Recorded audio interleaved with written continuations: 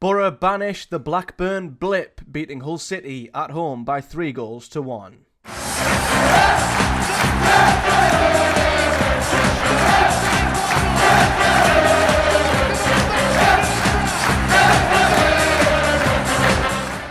What is up, guys? Welcome back to another episode of Project Boro, the Boro reviewing series here on the channel, where we of course review and look back at every single Boro game. And thank God today we were able to put that Blackburn defeat midweek behind us and react in the best way possible, the quickest way possible, the only way possible, really, if you want to maintain a place in the playoffs and keep your foot down, chasing the teams above you. And that was to put it to one side at the Riverside in front of the home crowd, put in a performance, score a couple of goals, and make that midweek defeat a memory, a forgotten memory now. And that's exactly what Boro did, beating Hull by 3-1. A Hull City side who, as I mentioned in my preview, I was expecting to, well, I thought they might come here to sit back. I thought they'd come to frustrate. But first of all, I just want to say I was shocked.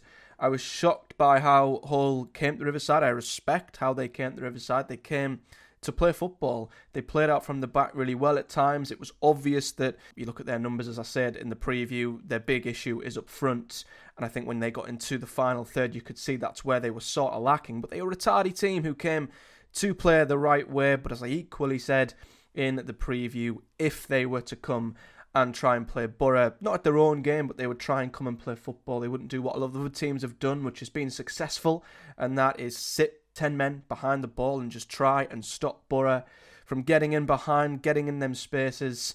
They'd have a bit of a chance, but if they didn't do that, then this could happen. And Boro, with our quality, would probably have the edge, and that's exactly what happened here. Now, before we get into the game, let's talk about the lineup, because I was taken back by the Boro team. I was not expecting what dropped, and in a very, very good way, because there were some brilliant surprises in the starting lineup today, and it's them really, really important additions that I think made a ginormous difference. No coincidence that we had a drop-off on Wednesday, and then when these lads have come back into the team, things have picked up, and they've been involved in absolutely everything. The back five was different. However, it wasn't the change we were all expecting. Matt Clark dropped out for Dale Fry, who made his first Boro start in what I think is 9 months. So just, him being a Boro lad, him being a player who's been here for absolutely years now, since 2016, pretty much 2015. It's great to see him back in the team after a really long layoff, and I was really surprised to see him dropped straight in. But he wasn't the only one, because Hayden Hackney emerged from absolutely nowhere. We've been saying, haven't we, how much of a miss he is in that midfield. And I would have been happy with just him being on the bench, because I was saying him just being on the bench would have maybe gave us a chance of him playing next week against Burnley and Leeds, which are games he has to be in. But no, he was in straight away here from the off in the midfield alongside Dan Barlaser, and boy, what a difference he made. Bergsall come in on the left, McGree not in the team, nowhere near, which is a shame, but it's something we've come to expect with Riley McGree, and as well as Duck starting again, which I even had doubts over that. Finn Azaz was straight back in as well, and boy, oh boy, was he straight back doing his wizardry things at the Riverside. Finn Azaz with Tommy Conway up front. As I've always said, it's a flip of a coin, which striker Michael Carrick decides is best for the day. Both of them deliver and score goals regardless, so what does it matter which he chooses when you've got a selection of two great forwards? Who cares? So yeah, a starting 11 that caught us all by surprise, but in a good way for a change. Plenty of times over the last few weeks we've been shocked by players who haven't been included for various reasons, but to see some of our key players dropping straight back in was absolutely brilliant, and my expectations shot through the roof for this game as soon as I saw the starting 11, and then the game happened. And you know what, it wasn't a bad game for the first sort of 25 minutes up until the goal. I thought Hull started rather well. They were a canny team in possession, a bit like what they were like for most of the game, really. They came to play. I thought they got into some really good areas at times. Didn't really, as I say, have that final piece, that final bit of quality in the attacking third, but there was certainly times where they got in behind and got around Boro's defence, and we were getting in good areas as well without really harming their defence either. So, a little bit of a, not cagey, but to and fro, opening 24 minutes. But as I say, the difference when Boro are going up against a team who are doing similar things, the quality always comes to the fore, and that's exactly what happened on the 24th minute. And wow, he's back. He hasn't missed a step despite his illness. Azaz is still on fire. He came back after the international break and continued his great form. He's come back into the team here and continued doing what he's been doing for weeks. His 5th goal in 3 games. And again, it came from Hull trying to play out from the left-hand side. Cody Drame's pass infield was well intercepted by Hayden Hackney, who played it back down to Azaz. He cuts inside onto his left foot and bends an absolute beauty into the far corner. It's just kind of what you expect from Azaz, but even then, it goes like this still just make you stand up and go, wow, what a player, what form he's in, and he was straight back at it once again. And as I said, this is, why we missed him so dearly on Wednesday. It's because he can provide moments like this. It was a brilliant cut back onto his left, a great curler in the far corner, and it's what Boro needed. And I said in the preview, first goal in this game was absolutely paramount, and Boro got it through just quality, and that's what we had over Hull in this game. Got to the end of the first half, and Boro, we're starting to grow into the game, starting to create decent openings and decent opportunities. And thankfully, the second came just before half-time, and I think it was a great time to score as well, because the game was still, in the balance, but Tommy Conway got himself on the score sheet. No surprise, it came from the right-hand side. Ben Doak, who was just an absolute menace all day long. I can't think of a worse winger to come up against if you're a fullback in the league right now. It's just constant torment and torture. Every time he gets the ball, you're just thinking, oh, here we go again. And he's sending you one way, then the other. But he did something different here. He put this cheeky, very cheeky little dink to the back post. And that Tartan Army connection, that Scotland connection, was there for the first time, not for the last today. It was a great flick over the top. Tommy Conway peeling back at the back post, heading it back across goal, and McLaughlin, it might have been, maybe it was, maybe it wasn't, whoever it was, the centre-back couldn't quite keep it out the back of the net, and it was 2-0 just before half-time, and the 2-goal lead was massive for Boro going into the second half. But then, the second half, I wouldn't say we dropped off massively, but the game just got a little bit open at that point, and Hull were getting forward in their numbers. They were still causing us problems at times without carving us open, without causing Solbryn to make any really huge saves. But unfortunately, it was through Boro's own error that led to Hull getting back into the game, because, well, we didn't kill it off. We had so many chances between the second half starting and Hull's goal that, we should have put the game away. We should have put it to bed. There were chances for Conway, there were chances for Bergzorg, who had one where he cut back onto his left and had a ferocious shot that was tipped over the bar. There were times where, Ben Doak put great crosses in and the ball almost ricocheted beyond the Hull City goalkeeper, but we just could not get that third goal, and it just felt like there was always a chance that Hull might get themselves something. And one question that's always been posed to Michael Carrick, and I still feel like it's one of the very fair criticisms you can throw at him, are his substitutions. And you could kind of tell Hull was still, creeping into the game, still having moments, and they were proactive. They made changes, and it was one of their substitutes who come off the bench to get them back in the game. But even then, the whole thing came from a Boro error. Anthony Dijksteel completely misjudging a header. He completely makes a mess of the header, ends up playing a through ball into Kamara, who runs in behind him. In fairness, Kamara produced a outstanding piece of quality from the left-hand side and a brilliant cross to the back post, and Mason Burstow was there to head it home. And out of nothing, Hull City are back in it, and it was down to Boro, well, not being what they've been for a lot of games in recent times, and that was ruthless. There was so many opportunities in that second half where we could have put it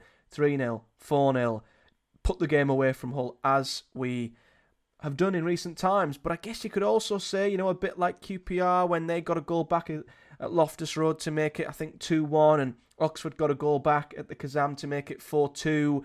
There's always a chance with Boro. At home, away from home, doesn't matter, that we just give teams lifelines. And whether that's down to errors like this, whether that's down to Michael Carrick maybe not being more proactive with his substitutions just to shore things up, maybe it's a lack of game management, maybe it's just our mentality to just want to score as many goals as possible. We can put ourselves in positions like this because after Hull scored, it was ropey. It was ropey. They had their tails up, their fans were up, and the game swung in their favour. And suddenly our box was being bombarded with crosses.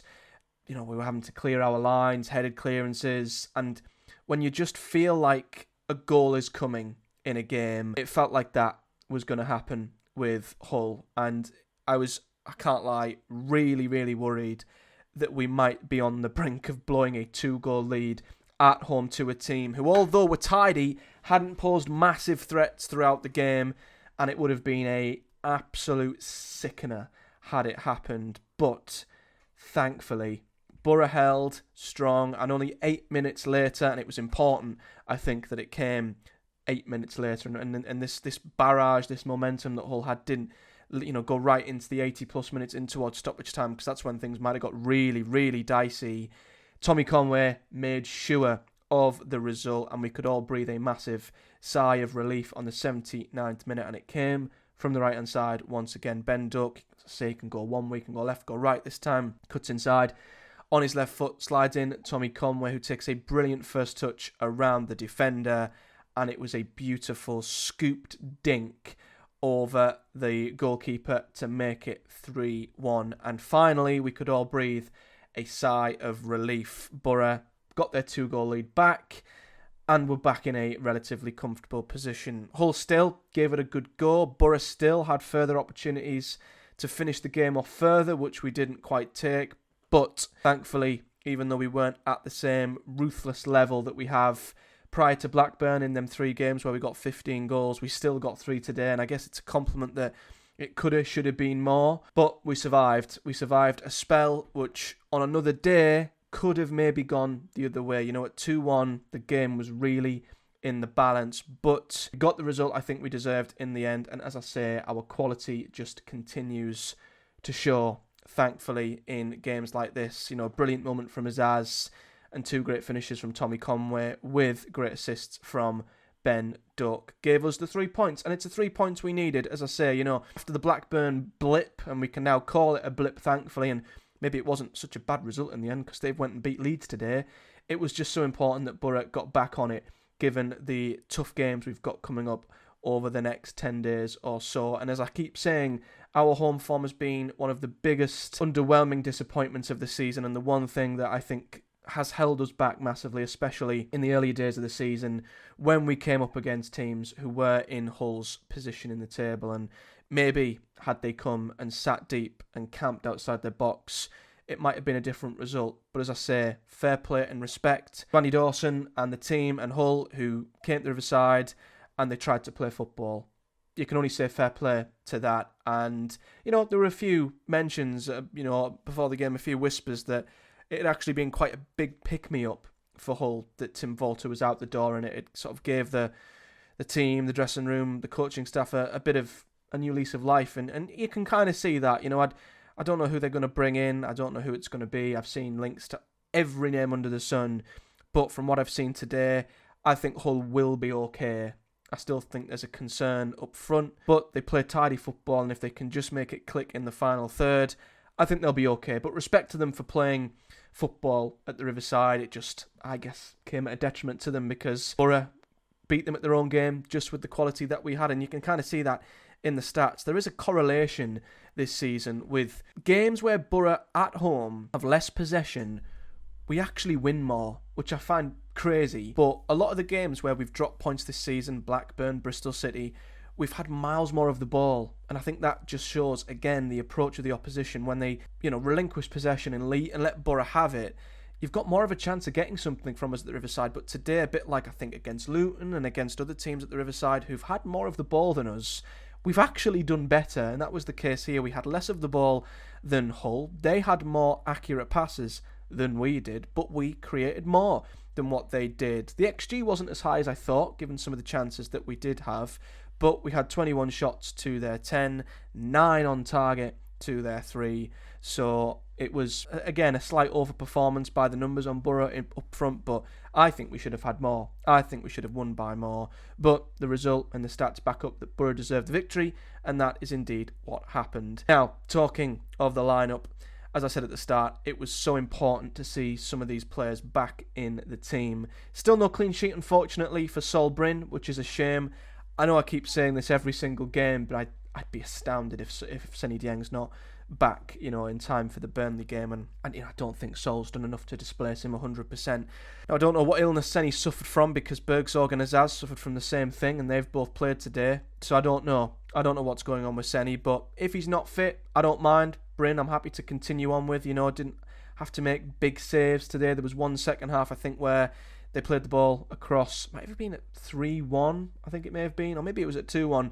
They had, I think it might have been Kamara, free as a bird on the left-hand side. He took a shot which was low and was well saved by Bryn, but I don't recall him making many other big saves other than that. The back four were all right. I do want to give Dale Fry immense credit for coming in his first game in months, and he manages to get through it 100%, defended well. It's not going to be the toughest game of his career defensively, but I think that might be why Carrick chose to stick him in there and did his job really, really well, as did Edmondson alongside him. Borges was okay today, a bit loose in possession at times, made a few clumsy challenges, but I think he did well enough. And Dijksteel, unfortunately, is the only one you can maybe pull out as one who didn't have the best game today. As I mentioned, there was a chance for Kamara second half where he was left on the left-hand side in acres of space and maybe should have done better, and he was obviously at fault for their goals. So a bit of a shaky game for Dijksteel. And then the midfield pair, as I mentioned, Hayden Hackney back in, a big surprise, but a really, really nice one. And I was, as I've said, unsure on the Hackney-Barlaser partnership, but I liked it today. I really, really did. Now, again, when you're playing a team who are going to have more of the ball and maybe going to have more of a pressing midfield, you probably still would like Morris in there against a Burnley, against a Leeds, someone who's going to make them crucial interceptions and really protect the back four. That's something that he'll always be better at than Dan Barlaser. But what I did like today was that Dan Barlaser was a little bit deeper and he sprayed some fantastic balls left and right. He played some brilliant diagonal balls into Ben Doak. Now, I think we all know when Barlaser's given the time, he's a very good passer of the football. When he's pressed hard, that's when he comes undone, and that's what I mean. I think Morris is better in them scenarios against Leeds, Burnley, the top teams who are going to press hard and put a lot of pressure on Borough's midfielders. But it was a good game for Barlaser today, and I thought when given the time, he sprayed some beautiful balls diagonally, and that helped. He was very, very good in that deeper role. And Hayden Hackney, it's just so much better having him in. There were a few rusty passes, in the first half, but he just injects so much life into our midfield, so much energy. He's such a great ball carrier. There were times where he'd pick the ball up and he'd beat one or two and he'd drive into their defensive third and then slip the ball into Ben Doak, and he was bang, one-on-one with their fullback. He just gets us them extra 10, 20 yards up the pitch. He's more positive. He's more incisive. He doesn't play sideways. He's not conservative. He is a gambler, and that's what I loved about Hayden Hackney, and it was great to see him back in the team. Hope he's good. Hope he's ready for Burnley, because as I've said for a while, they're the games we're going to need him in. But yeah, he got himself an assist today. Brilliant to see him back. What a difference maker he makes. And the attacking four were back to their best as well. Now I'm going to leave Bergzorg until the end because I've got a special word on Delano Bergzorg, but Ben Doak, as you'd expect on the right, doing Ben Doak things. 2 assists for his Scotland counterpart, Tommy Conway. A constant threat on the right-hand side. I was surprised he's played 3 games in a row this week, but that shows that he's in great physical nick. And whenever he is on that right-hand side, Boro have always got a big chance in a game of creating something from nowhere. He's just an elite talent, as we know. Brilliant once again. Finn Azaz, listen, he wasn't at his sparkling best from start to finish, and there's probably a reason for that, given he's just come over what sounded like a nasty little illness that kept him out of the team. But when needed, he pulled out an outstanding moment of quality, and his finish was absolutely brilliant. And there were times, where he picks the ball up in space. He's great at finding gaps, and, he plays a really good accurate ball out to Ben Doak on the right-hand side just to keep the player moving. That's what Finn Azaz is absolutely great at. And, even though it wasn't he didn't knock out a 10 out of 10 like he did against Oxford, he's still just so important to this team, and we were so much better off with him in it. Tommy Conway got himself a brace as well. 8 goals for Tommy Conway. I think he's got a goal every 105 minutes or something. I mean, yeah, I remember when we signed him, and Bristol City fans, through their gritted teeth of jealousy, I think, were saying he's just a penalty-taking merchant. He won't score goals. He'll get 1 in 2, if not, less. But Tommy Conway, and I think it shows when he's in a better team, let's be honest, who are creating plenty of chances for him. He's showing what a top championship forward he can be. He took both his chances really well today. And as I say, having the choice between him and Lath, it's a great choice to have. And Tommy Conway proved today what a great striker he is with 2 fantastic finishes. And Delano Bergzorg come in for Riley McGree. Now, the reason why I wanted to just have a little separate bit on Bergzorg, I think he's improving. I think he really, really is improving, and he's doing brilliantly. And I think it's down to Michael Carrick. We've seen Michael Carrick pretty much improve every single player who's come to the club. And Bergzorg was very raw when he come in. He still will have moments where he frustrates, but I think we were all in the camp at the start of the season that he'd frustrate us more than he probably would dazzle us. And in the earlier weeks, there were definitely signs of that. He'd be a bit ball greedy at times. He'd try too much. He'd try and be too skillful. He'd maybe make a few rash decisions. But I'm starting to see Carrick's coaching really benefit Delano Bergzorg. He's still giving us them really good, skillful moments. He's still very strong. He's still a fantastic player to have in the team. There were times in the second half where he'd drift central and we'd play the ball into him directly, and his body strength and his positioning and his anticipation is fantastic. He'd just drop a shoulder, shrug off the defender, and bang, he's away. But whereas before he'd maybe try and take on 2 or 3, try too much, he didn't. He'd then know when the right time was to play the ball off to Ben Doak. He'd know when it is right to pass possession onto someone else. But then equally, there's times where, like in the second half, he twisted and sat McLaughlin down and had a left-footed shot that was really well saved. So I'm starting to see a more balanced Delano Bergzorg. And although I'd still rather have Riley McGree in the team every day of the week and twice on Sundays, if Bergzorg's the other option, I'm okay with that. And I think he's done really well. And I think I'm just seeing Carrick's coaching having a really, really positive impact on him as a player. As I say, no changes from Carrick until the 83rd minute, which did really worry me until that Conway goal went in. So not much of a note really between Lathhausen and Jones coming on, but it's a big, big win for Boro. And although I'm recording this while the 3 p.m. kickoffs are still on, it does put us back into 5th place, which is huge because Watford dropped points, West Brom are dropping points currently, and there were defeats above us. Surprisingly, Leeds and Sunderland both lost. So that big old gap to Sunderland is now down to 3 points. They're starting to drop off, as I predicted they would. But Leeds losing is a shock, and depending on what happens at Burnley, who are winning currently, the gap to the top 2 is 6 points. I still don't quite think Boro will have enough to get themselves in the top 2, but I think just cementing ourselves as comfortably in the playoffs as possible is the task at hand. And it's still not quite there. We're only 2 points off Blackburn in 8th as it stands. The table is still incredibly tight. So, yeah, still a lot of football to be played. Boro just need to keep themselves in the top 6 the best that we can. But we're 5th, which is fantastic. Of course, coming up, though, 2 huge games, and that's why it was so important for us to get a big round of points in the bag. 4 wins from 5 now coming up. The trio of Burnley, Leeds and Millwall will prove to be really difficult, especially Burnley and Leeds. Burnley, a team who don't concede. Boro got to go there and try and find a way of getting through Burnley and also winning the game. And then Leeds, which literally could be 6-5, 10-8, 9-all, don't know. Could be a basketball game, that one. For me, I'd rather win one and lose the other if we're going to drop points. 2 draws is good, but I think if we can beat one of them, it's better off. Obviously, if we were to beat both, we'd be in dreamland, albeit I don't quite think that will happen. And talking of the Burnley game, I'll be back towards the end of next week, or probably midweek actually, because of course we play Friday a little bit earlier, to preview the Burnley game. Going to be a really good one to get my teeth stuck into before we then quickly follow that up at Ellen Road the week after. So, yeah, as always, if you've enjoyed this episode of Project Boro, do smash a like on the video here on YouTube, subscribe for more, and hit the bell too so you never miss when a video drops. We do Boro previews and reviews here on the channel as well as other Championship content. Leave me a comment below whether you're a Boro fan, Hull fan, or neutral in the comment section below with your thoughts on the performance. And if you're listening on the podcast providers, which you can do via the links in the description below, give me a like and a rating over on whatever podcast provider you choose to listen to me on. But until next time, guys, do have a very good weekend, and I'll be back at some point this week to preview the trip to Burnley. I'll see you all then.